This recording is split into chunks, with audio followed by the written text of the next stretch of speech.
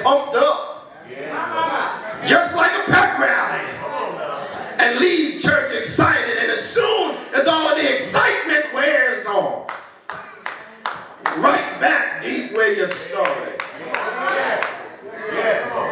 But if you would just tap into the knowledge and glory of God, you will come to the understanding that you are one prayer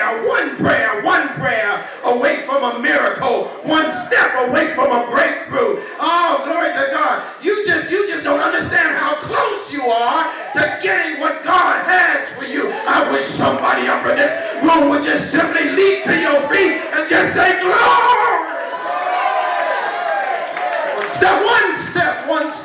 One step away from what God has in store for you. One step away from a breakout. One step away from a breakthrough. The Bible says there was a drought. The drought came and caused a famine in the land. A drought is a period of dryness. It is an extended shortage, a deficit, a insufficiency, a scarcity of possibility, but it's only for a period of time. It doesn't last always. It doesn't last. A drought has a starting time and an ending time. You might be somewhere in the beginning or close to the end, but a drought doesn't last always. Nudge your neighbor and say, a drought doesn't last always.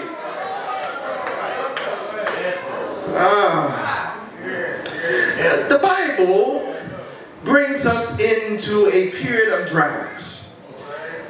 For this was a time of a drought that lasted for 3.5 years.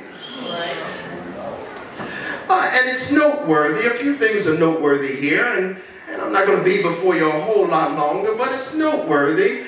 This was a time that, despite the drought, God was able to sustain the prophet Elijah. The Bible says that despite the drought, God had a plan to feed Elijah down by the brook Cherith.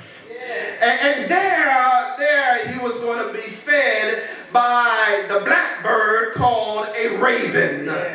Despite everybody else's deficiency, and despite what's going on in your neighborhood, and despite what's going on in your community, and despite what's going on in this nation, despite everyone else's insufficiency and scarcity, God can provide you with a miracle.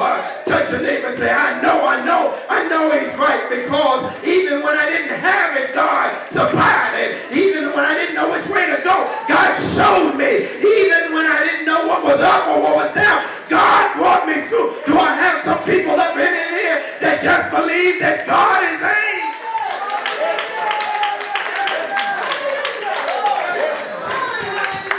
Because when you walk in the flow of God, despite what's going on with my friends and my neighbors and my co-workers, even though there might be a drought in the life of this community, jobless, moneyless, and just getting by, I stop by here to let you know that in the midst of all that, I'm yet making it.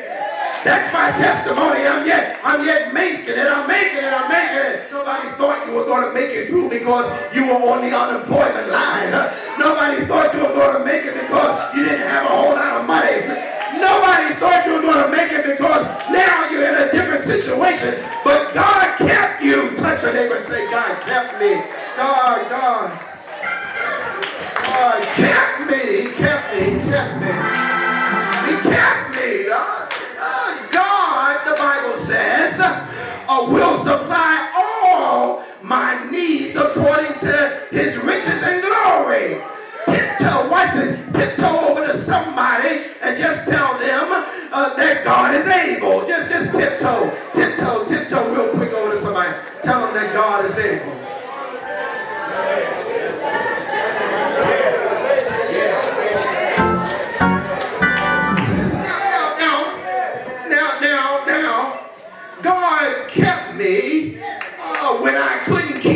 myself. God healed me when the doctors gave up. God changed my life when others wouldn't even talk to me.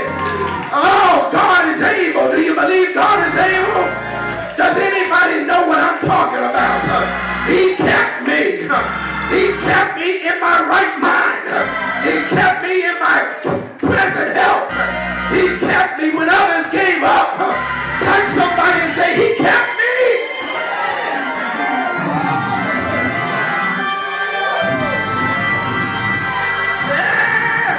Kept me.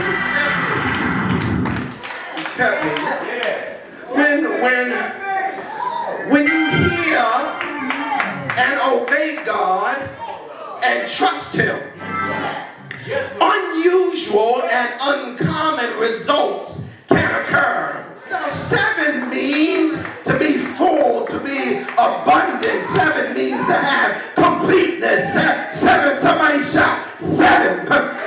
There was a little cloud about the size of a hand.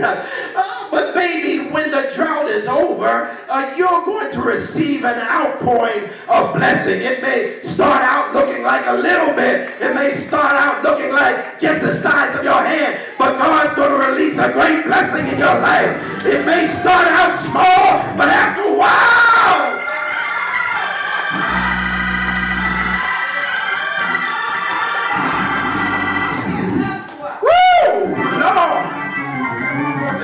so much, you're not even going to be able to hide from your blessings. You're not even going to be able to run from your blessings. You're not even going to be able to dodge your blessings. There's going to be so many blessings in your life that they're just going to sneak up on you and overtake you. Do I have anybody in this room that believes that the overtaking of God's blessing is about to pour out?